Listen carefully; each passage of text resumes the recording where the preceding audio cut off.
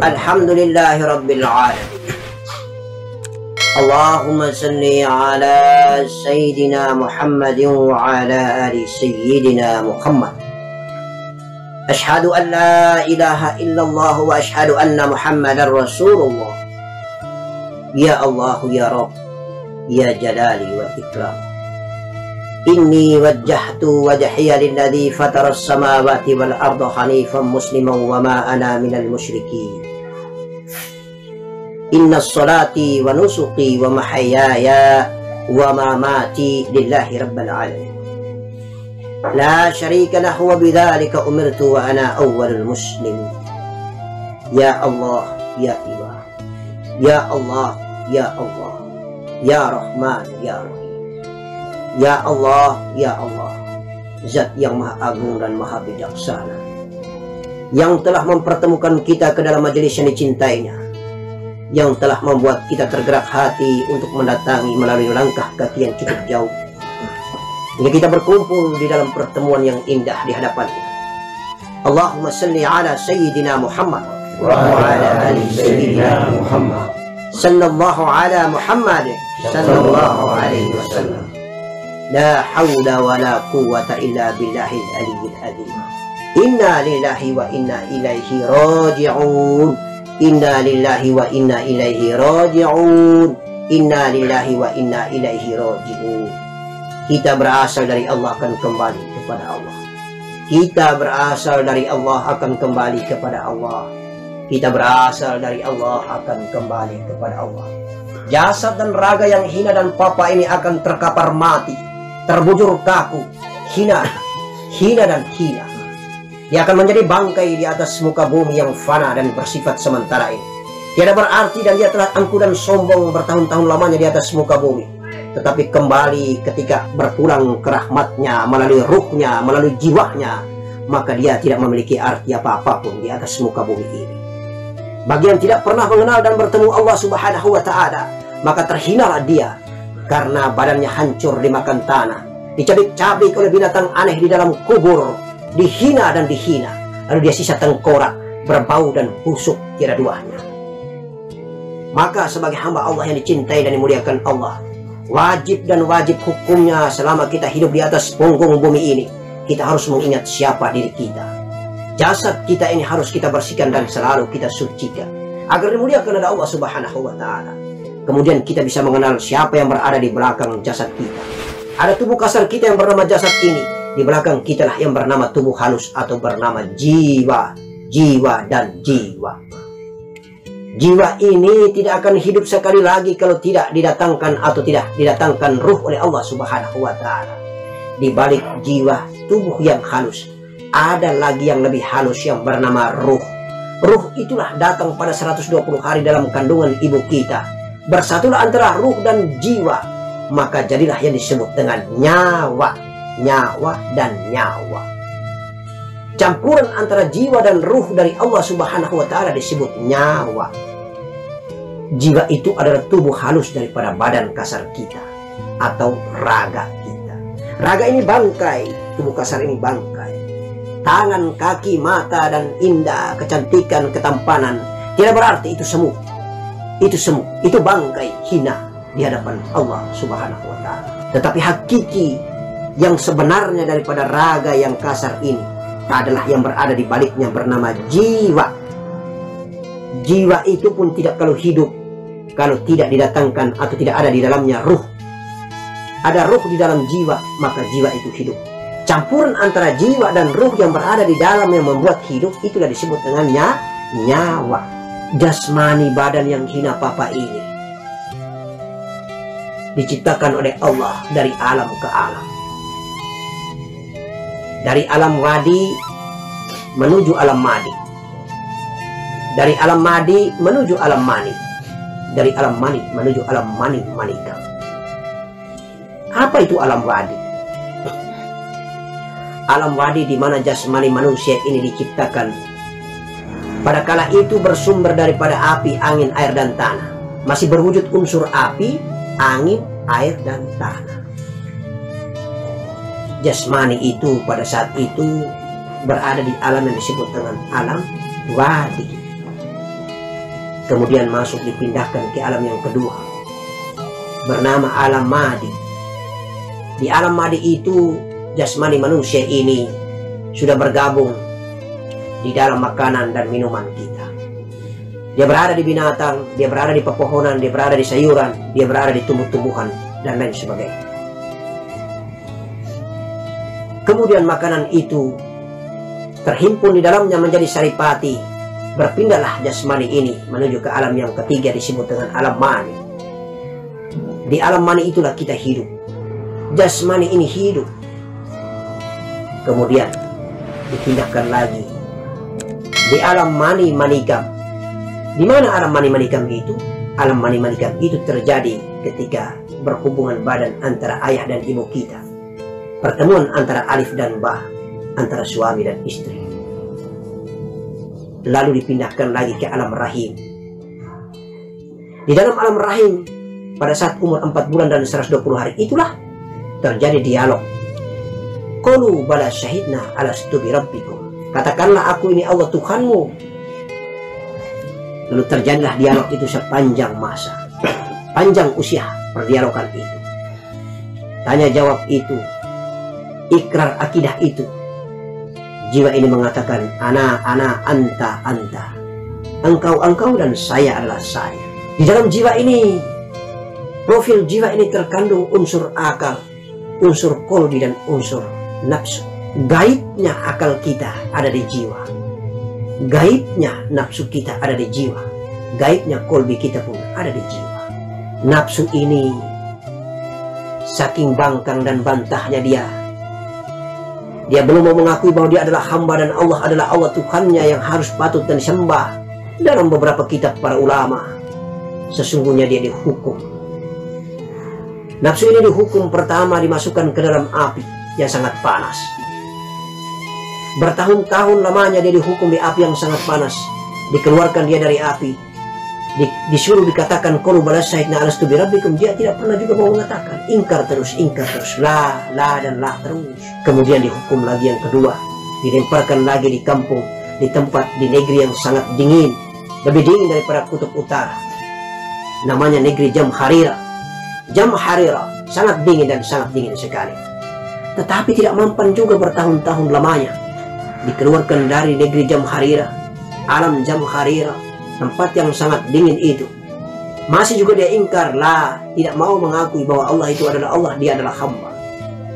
Kemudian yang ketiga, Allah mengurung dia, penjarakan dia.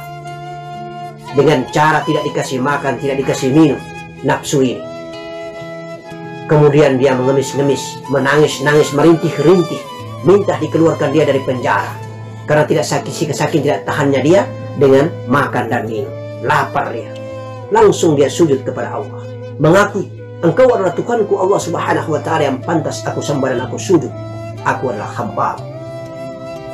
Maka hakikat daripada nafsu ini, dia hanya ditaklukkan dengan makan dan minum.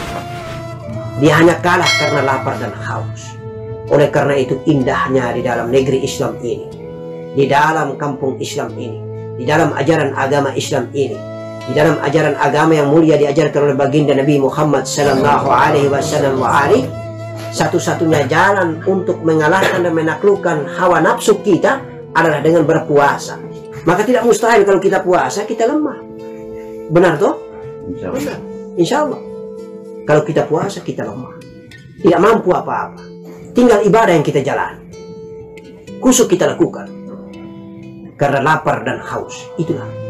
Jadi hakikat ciptaan daripada jasad dan jasmani alias jiwa raga ini, itulah perjalanannya dari alam wadi, madi, mani, manika. Perjalanan ini membuat kita merenung bahwa badan kita ini yang di luar ini tidak ada artinya. Tidak usah kita terlalu mengkultuskan, tidak usah kita terlalu sombong dan membanggakan di atas muka bumi ini, atas ketampanan dan kecantikannya. Tidak usah terlalu kita sombong dengan kecantikan kita. Tidak usah terlalu kita sombong dengan ketampanan kita. Tidak usah kita sombong karena kita terlalu kuat dan sakti mandraguna. Tidak usah kita sombong karena badan kita kekar dan besar. Tidak usah kita sombong karena di dalamnya kalau tidak ada jiwa, tidak ada ruh, tidak ada nur, tidak ada Allah, insya Allah dia mati dan terhina. Oleh karena itu hanya sekilas saja, jiwa itulah penentu segalanya daripada jasad ini. Dan jiwa akan mati kalau tidak ada ruh di dalamnya. Maka hadirin yang dimuliakan Allah Subhanahu wa Ta'ala, kalau kita biasa tidur malam, kita mimpi, kita melihat sebagaimana diri kita berjalan, itulah jiwa kita. Kadang-kadang kita melihat jiwa kita makan, kadang-kadang kita melihat jiwa kita sekolah, kadang-kadang kita melihat jiwa kita ada melakukan aktivitas apapun. Karena memang di dalam profil jiwa yang gaib itu ada akal, ada nafsu, dan ada qalbinya. Itulah jiwa. Yang kita mimpi itu jiwa. Karena ada ruh di dalamnya, maka jiwa itu bisa hidup, berjalan, dan bergerak. Maka ruh bukan jiwa, jiwa bukan ruh. Ada badan raga, ada jiwa, ada ruh. Jiwalah yang biasa membentuk dirinya sebagaimana raganya, yang selalu kita lihat dalam mimpi kita. Yang selalu dalam tafakur kita melihat jiwa itu berjalan. Itulah jiwa, insya Allah. Sedangkan ruh sangat rahasia. Ruh tidak bisa berwujud, tidak berbentuk. Tetapi kalau dia ada pada profil dan wadah, maka hiduplah wadah itu. Tetapi ruh bukan Allah. Ruh adalah ciptaan Allah, karena ruh bersumber daripada Allah. Jadi tidak usah kita berbelit pikiran, tidak usah kita rumit dalam berpikir. Dalam profil kehidupan raga ini hanya ada 3 unsur itu saja. Paham ya? Badan raga, badan kasar yang di luar ini. Kemudian halusnya badan kasar ini bernama jiwa. Halusnya jiwa bernama ruh. Maka sering para ahli tasawuf mengatakan kalau mati badan kasarnya, hidup jiwanya. Mati jiwanya, hidup ruhnya. Paham? Ya, itulah di dalam bahasa-bahasa tasawuf tradisional, bahasa-bahasa tasawuf daripada keluarga kita di kampung. Mereka mengatakan selalu ada 3 elemen besar. Allah, Ahmad, Adam. Allah itu adalah ruh, sedangkan Ahmad itu adalah jiwa, Adam itu adalah tubuh kasar. Muhammad adalah Adam Abu Bashar, Muhammad Abu Arwah, Abu Ruh. Maksudnya Muhammad itu adalah bapaknya jasad Adam, Muhammad itu adalah bapaknya bapaknya ruh. Paham ya? Paham tidak? Paham.